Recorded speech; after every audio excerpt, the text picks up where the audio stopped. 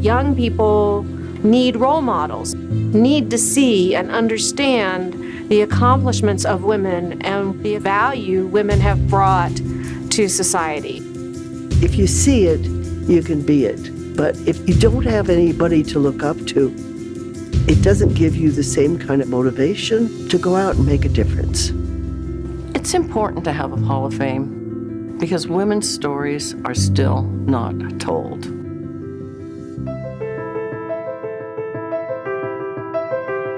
As strong and enduring as the Rocky Mountains they stood beside, as visionary as the views of the Grand Plains they looked across, the women inducted into the Colorado Women's Hall of Fame are trailblazers whose work has improved and enriched our lives.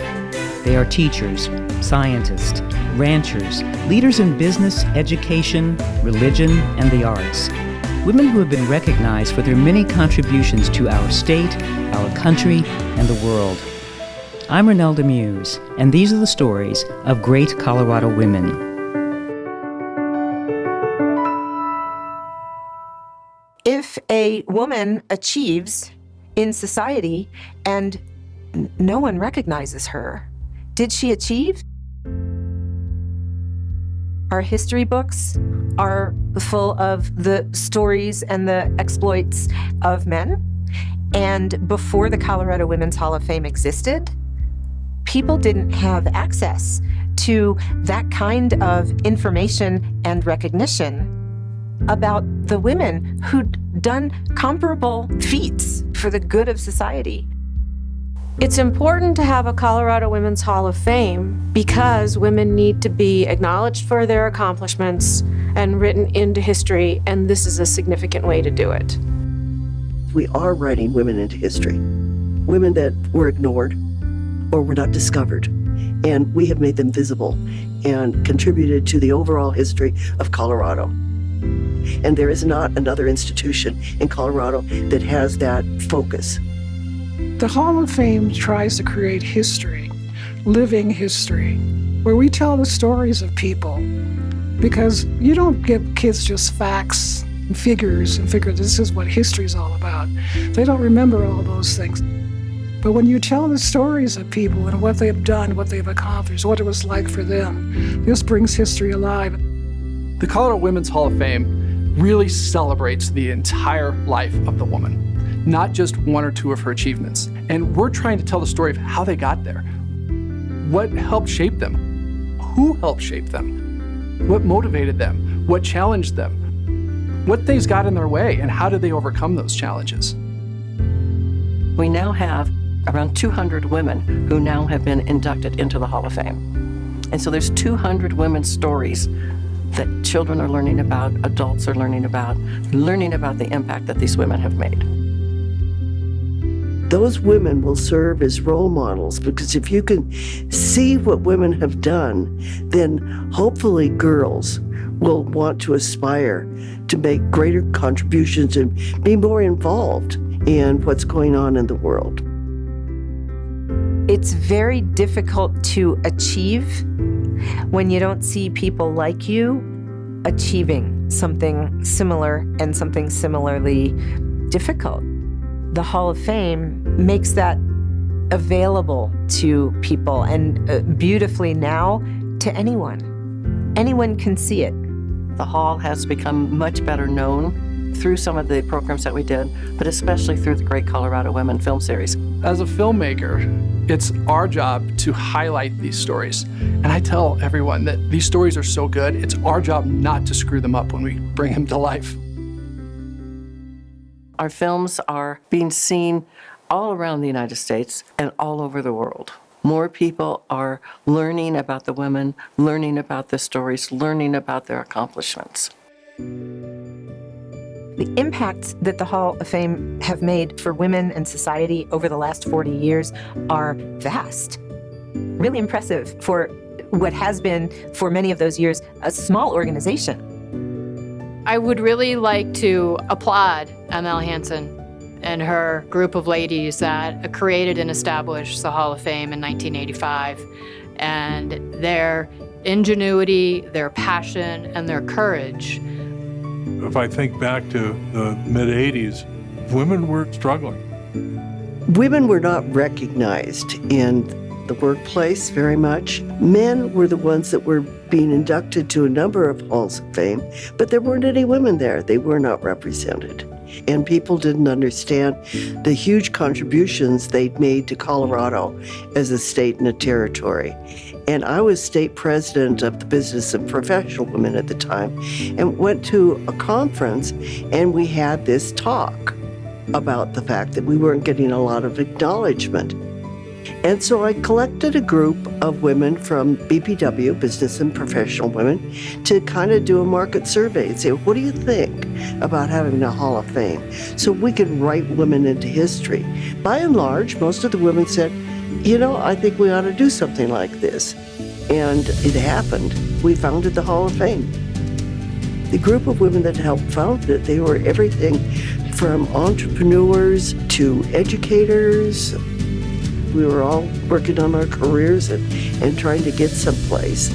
We convened them at our house and talked about what it might look like.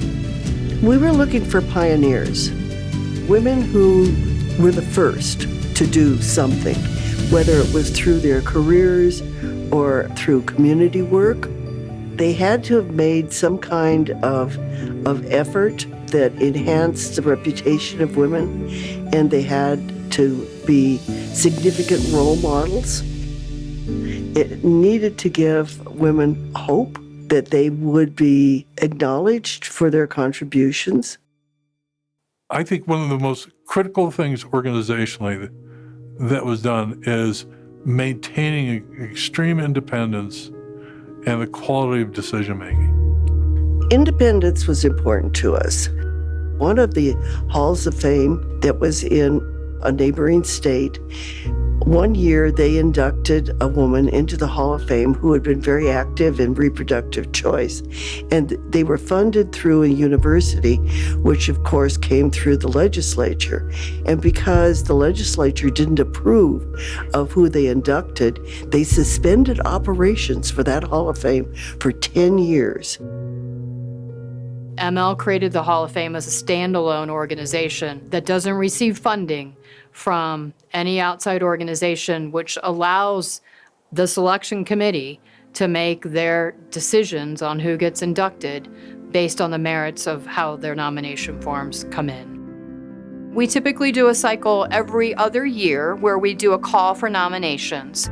As the nominations close, then all those nominations are provided to what we've identified as a selection committee, where they have kind of a standardized process that's been used for a number of years, where they go through and review all the nominations, they categorize all of them, and they then make a down selection of the women. Oftentimes you had to disappoint people when their particular candidate was not inducted into the Hall of Fame. That could be a challenge at times because everyone thinks that their Aunt Mary should have been inducted into the Hall of Fame because they were such a remarkable person in that family, and we understood that. The Hall of Fame is very, very picky about who they pick to be in the Hall of Fame. My main involvement for a while was trying to get other people that I knew that thought should be in the Hall of Fame. And sometimes I failed, but I kept trying. And with Jill Teachin's help, we got a very good woman in, Libby Bortz.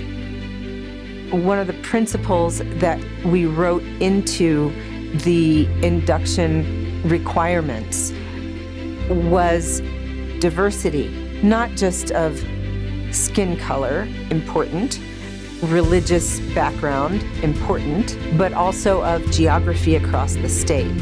We didn't want the Colorado Women's Hall of Fame to only represent Denver. We wanted the women to be recognized whether they came from a big city on the Front Range or from a rural town in the hills or on the plains. And one of the things that's great about the Hall of Fame is that we not only recognize contemporary women, women of today, but we also recognize women from our past, from the earliest days of Colorado. So women like Chipeta, an owl woman.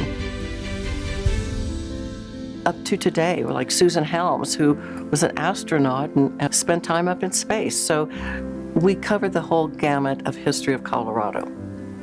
Interestingly enough, that even some of the historical figures, one of my sisters-in-law, for instance, works in theater, but she never knew that the woman who the Tony Awards were named after came from Colorado, Antoinette Perry. And Antoinette is Tony. She was the first. She was a pioneer.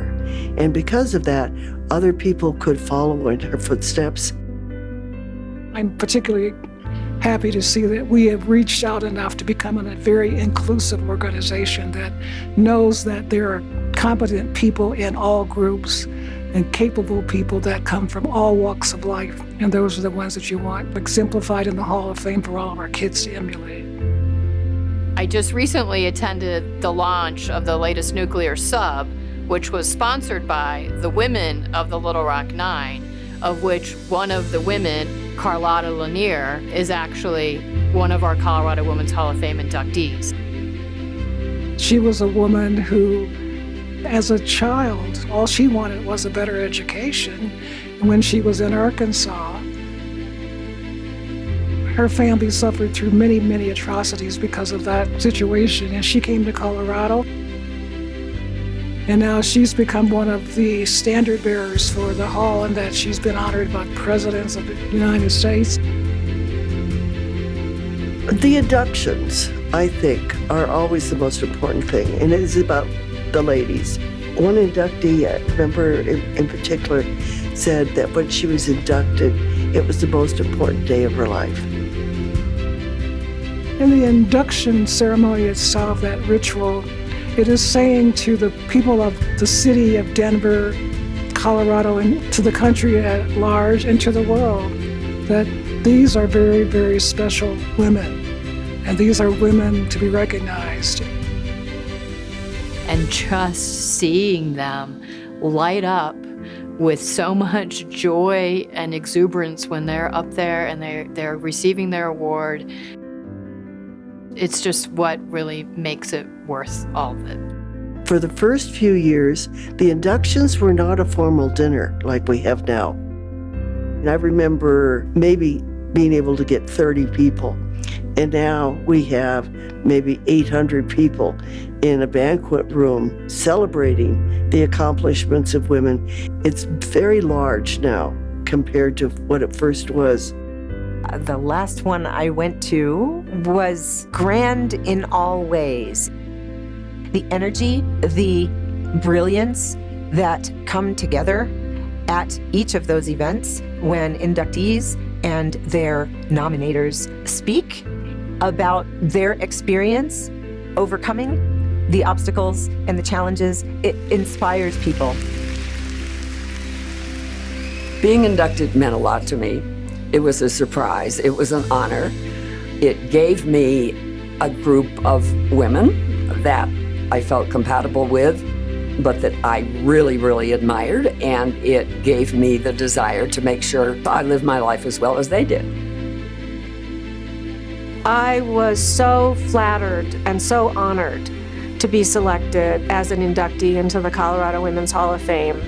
But what it gave me was a sense that other people thought that what I was doing, what my accomplishments were, what my contributions were significant. And that's actually pretty life-affirming. It's a special event. The women always come away from it and they feel so good about the induction that it makes you feel good about the time and effort you put into making that induction event come about. There are times when it's far more work as a volunteer than you would have or imagined, but we all are just so passionate about how we want to honor and celebrate these women that it's truly a labor of love. There was an understanding among board members and volunteers who worked together to put on the events and to make sure that the information that the Hall of Fame collected and presented was seen and appreciated. I think one of the things that has made the Hall unique is a real approach to bringing history out to people in a variety of different ways. Traditionally, the Hall has had a couple of core programs that we offer. We've got a series of traveling portraits that kind of tell a story that are much easier to travel to schools and libraries across the state. That exhibit can travel anywhere and be set up and available for folks to walk through and broaden their understanding of women's contributions.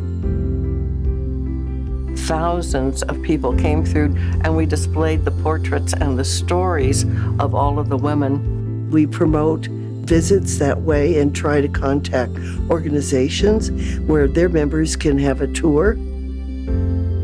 And then in addition to that, we had events. So we would talk about women in education, or women in the sciences, or women in the arts. Throughout the year, you can attend various events where living inductees attend.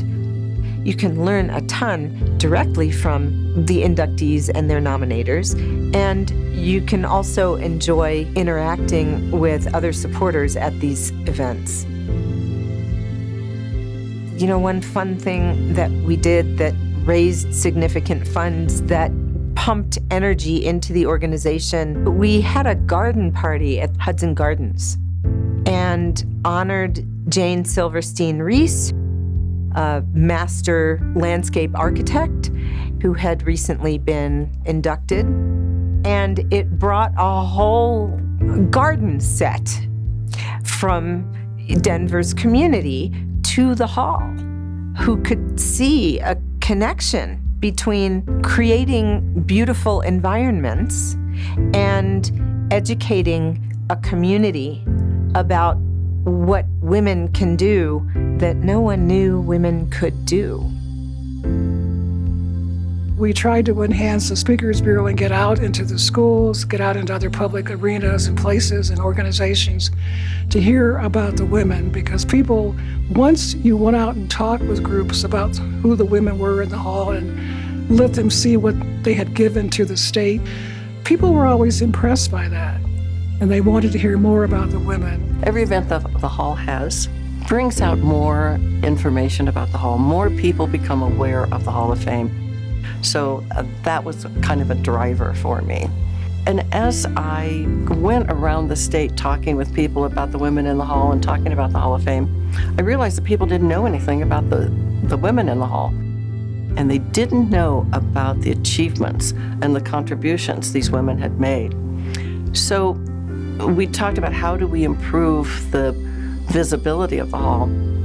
And so one day I thought, we're going to produce films on the stories of these women's lives. And I had no experience in filmmaking, but I knew it was the right thing to do. Luckily, one day I met a filmmaker, Rick Higgins.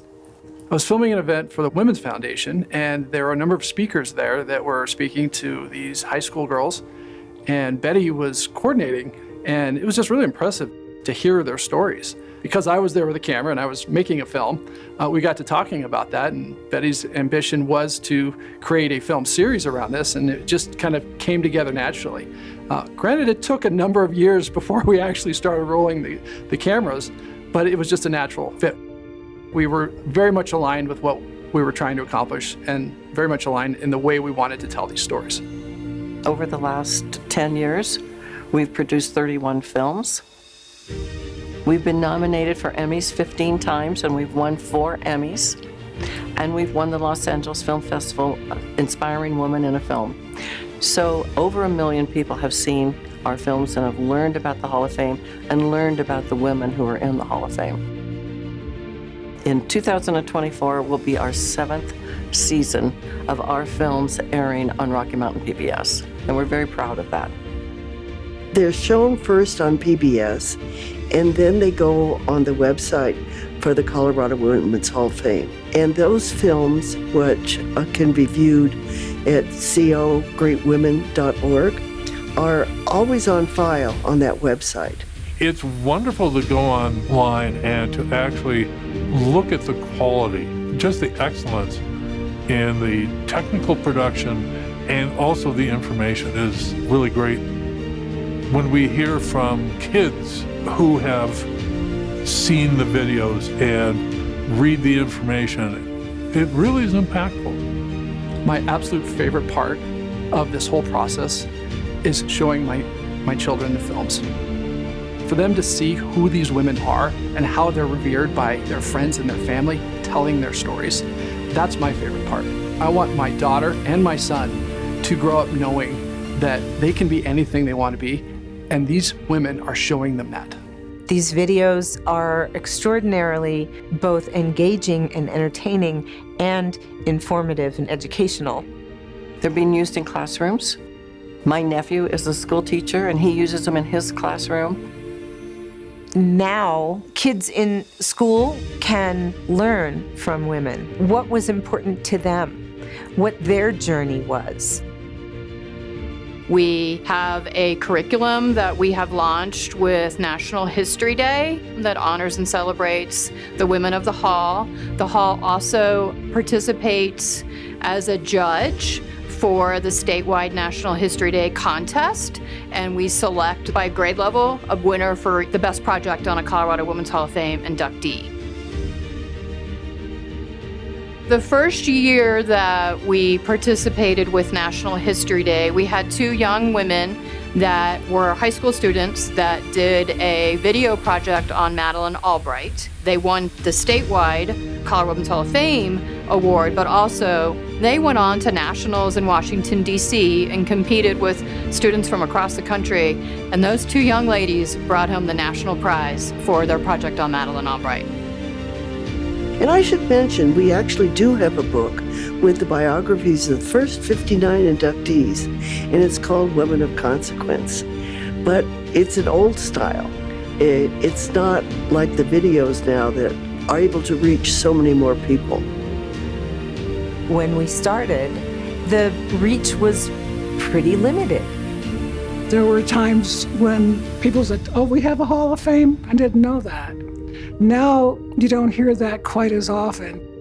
Now, the Hall is able to reach an unlimited number of people. So we've increased our visibility. We have found quicker ways to do things because of the use of technology. We actually have gained exposure in a lot of areas on social media and Facebook, along with our website. We have our Google Arts and Culture platform. We got the military women. We've got the suffrage movement. We have partnerships with Laveau's. We have partnerships with Denver Urban Spectrum. We have a partnership with Girl Scouts of Colorado. We have a Girl Scout patch that was created, I believe, about 6 or 7 years ago. They've got a little criteria that they go through at the troop level for Girl Scouts to earn the patch. The last I checked, there were about 700 patches that had been awarded to Girl Scouts. Since our 40th anniversary is coming up, we are rebranding the patch. The Hall faces challenges that many nonprofit organizations face. There's almost always a funding issue facing nonprofits. I just heard recently that 750 new nonprofits were established in Colorado itself in 2024. So there's competition for funds among all of those nonprofits. Our primary sources of income are what's left over from our big gala through sponsorships and donations. Our inductees have identified an area that they believe would be substantial to the organization, and it's been termed the Legacy Fund. These inductees recognize how important it is for not just their stories, but for the Colorado Women's Hall of Fame to remain in existence and remain a viable organization for generations to come. And so the Legacy Fund has just started this year in hopes of being able to establish a foundational amount to support general operating costs and other opportunities such as films or videos or different ways for the Hall to remain relevant in supporting our inductees. The people who come to an organization that does this work share a mission personally to lift others up to bring joy to others. Once you're committed to these women, and that never ends, that goes on forever. And I think once you've been a part of the board, no matter whether your life goes in different directions or whatever, you're always going to have some kind of a strong affiliation and feeling support for the Hall of Fame. I stay involved because I think the organization is critical. It's critical for women, it's critical for our whole society that we have an organization that recognizes and honors women. Our goal is to truly be able to represent all women that have made an impact in the state of Colorado. The work isn't done. There's still so many women that haven't been acknowledged, that haven't been written into history, and haven't really received the credit that they should. My hopes for the Hall of Fame is it continues to be a cultural institution that contributes to the overall community of Colorado so that students grow up knowing what women have really done. I just can't thank everybody enough for what they've done over the course of the last 40 years. All of the leaders that came after me have made their own contributions, and it has developed into more than I could have imagined. For the future of the Hall of Fame, I think there are no limits. I hope 40 years from now that they're getting ready to celebrate the 80th anniversary of the Hall.